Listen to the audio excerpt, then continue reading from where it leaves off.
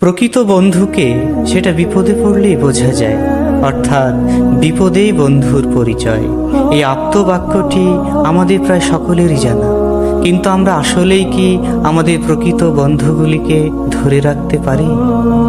একটু গভীরভাবে চিন্তা করলেই উত্তর আসবে না, কারণ আমরা নিজেরাই আসল নকল বন্ধুর পরিচয় ভুলে গিয়ে নকল মানুষকে বন্ধু ভেবে বসে থাকি, আর প্রকৃত বন্ধুগুলিকে দূরে রেখে বন্ধুরূপী শত্রুদের আপন ভেবে ভুল করি।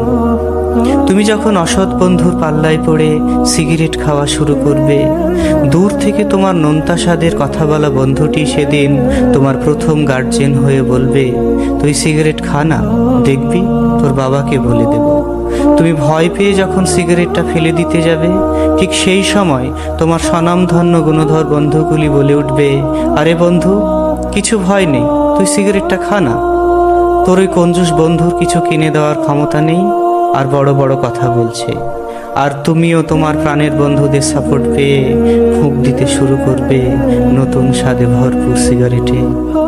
তুমি প্রথম যেদিন স্কুল ফাঁকি দিয়ে বন্ধুদের সাথে সিনেমা দেখতে গিয়েছিলে, সেদিনও সেই কর্কশভাষী বন্ধুটাই বাধা দিয়ে বলেছিল, তুই সিনেমা দেখতে গেলে তোর বাবাকে বলে দেব।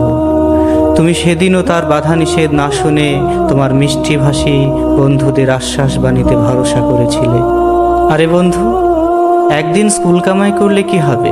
অনেকেই তো যায় এমনি করে, চল সিনেমাটা খুব ভালো, দেখে আসি চল।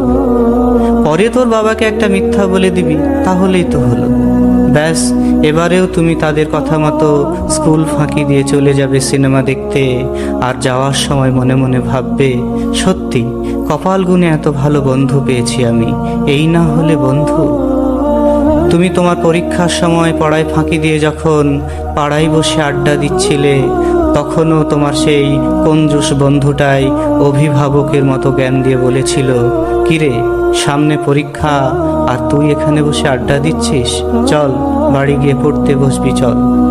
সেদিনও তোমার ওই গুণধর বন্ধুদের কালজয়ী উক্তি, আরে বন্ধু, পড়াশোনা করে কে বড় লোক হয়েছে, ওসব পড়ে টড়ে কিছু হবে না, তার চেয়ে বেশ বসে গল্প করছিস, গেম খেলছিস, এটাই তো ভালো।